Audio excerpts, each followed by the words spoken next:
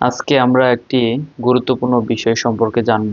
পুরুষের যে কারণগুলোর জন্য সন্তান হয় না, তার মধ্যে পুরুষের স্পার্ম কাউন্ট কম বা স্পার্মের গুণগত মান খারাপ। এর মানে হলো পুরুষের যে শুক্রাণু থাকে, শুক্রাণুর পরিমাণ অনেক বেশি কম থাকে। যাও শুক্রাণু থাকে তাদেরও গুণগত মান অনেক বেশি খারাপ।